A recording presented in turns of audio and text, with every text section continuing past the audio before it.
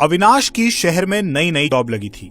अपने गांव के एक छोटे से कॉलेज में पढ़ाई करने के बाद उसके चाचा ने शहर के एक कॉल सेंटर में उसकी जॉब लगवा दी थी।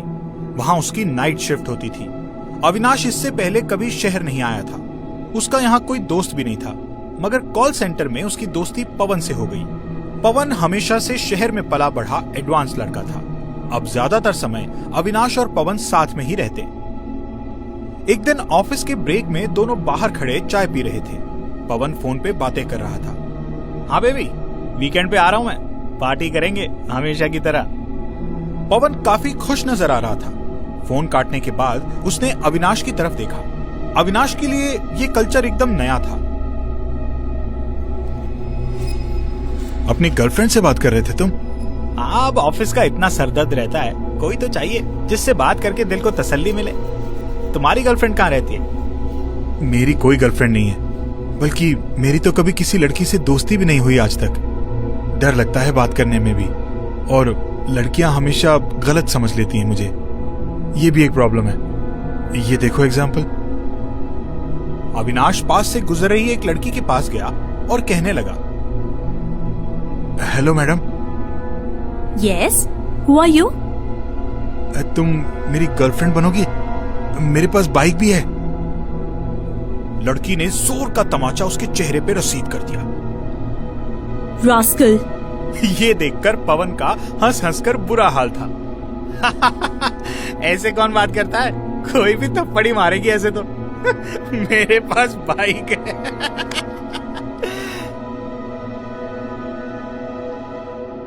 अविनाश मेरे दोस्त, मैं करता हूं तुम्हारी हेल्प। पवन ने अविनाश को अपना फोन खोलकर दिखाया। उसमें एक ऐप थी, फाइंडर नाम से। ये देखो, ये ऐप है, इसमें अपना प्रोफाइल बनाओ और जो लड़की पसंद हो उसको लाइक करो। तुम भी उसको पसंद आए तो बातें शुरू। तुम तो इतने हैंडसम लड़के हो, कुछ ही दिनों में बन जाएगी गर्लफ्रेंड। अरे नहीं भाई, ये एडवांस चीजें नहीं हो पाएंगी हमसे, तो ऐसे ही ठीक है।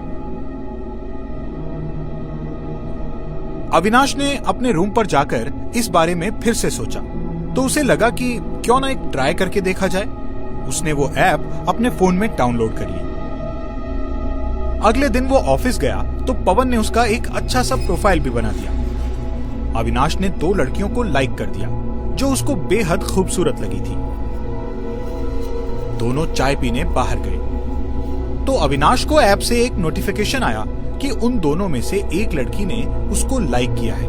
वो बहुत खुश था, मगर वो कैसे बात करे ये उसको नहीं पता था। पवन भाई, ये बताओ कैसे बात करें? कितना प्यारा नाम है ना इसका, मधुरिमा। अरे बहुत आसान है। हाय बोलो, फिर हॉबीज वगैरह पूछो और उसके बाद नंबर मांग लो और फोन पे बातें शुरू। मौज करो भाई और मुझे थैंक्स बोलो। इससे पहले कि अविनाश हाय बोलता, उधर से मधुरिमा का मैसेज आ गया। अविनाश, मुझे तुम बहुत पसंद आ गए हो और तुमसे जल्द से जल्द मिलना चाहती हूँ। ये मेरा एड्रेस है। ऐसा बोलकर मधुरिमा ने अविनाश को अपना एड्रेस भेज दिया। ये बात उसने पवन को बताई। अरे वाह मेरे शेर, तुम तो बहुत फास्ट निकले। आज ही ऐप डाउनलोड की और आज ही मुलाकात के लिए लड़की ने घर बुला लिया। बहुत बढ़िया। सोच क्या रहे हो? जाओ। अभी? हाँ, और कब? अभी जाओ। मगर ऑफिस? अरे ऑफिस का टेंशन मत लो, मैं मैनेजर को बोल दूंगा कि तुम्हारी तबीयत खराब हो गई और तुम घर चले गए हो। कुछ गड़बड़ तो नहीं होगी ना? कुछ गड़बड़ नहीं होगी। अविनाश वहीं से सीधा अपनी मोटरसाइकिल पे मधुरिमा के बताए पते आदर्श नगर हाउस नंबर 119 के सामने पहुंच गया। उसने कभी नहीं सोचा था कि यह सब इतना आसान होगा। किसी लड़की को वो इतना पसंद आ सकता है कि वो उसे तुरंत मिलना चाहे। हल्की सी मुस्कुराहट लिए वो घर के अंदर चला गया। पूरे घर में मोमबत्तियों की रोशनी थी, जैसे कोई उसका स्वागत करने के लिए बेकरार हो, पर कोई दिखाई नहीं दे रहा था। उसने आवाज लगाई, मधुरिमा, मधुरिमा। कुछ जवाब नहीं आया। वो एक कमरे के अंदर घुसा और आसपास देखा। कमरे में इधर उधर जाले लगे हुए थे। मानो कोई महीनों से यहां आया ही ना हो। उसको थोड़ा अजीब लगा। तभी एक बेहद मनमोहक आवाज आई। आ गए तुम? तुम्हारा कब से इंतजार कर रही थी मैं। मैंने भी कब से इस पल का इंतजार किया है जब कोई लड़की मेरे लिए इतनी बेकरार हो। मगर तुम हो कहाँ? अभी तुम्हारा इंतजार खत्म कर देती हूँ।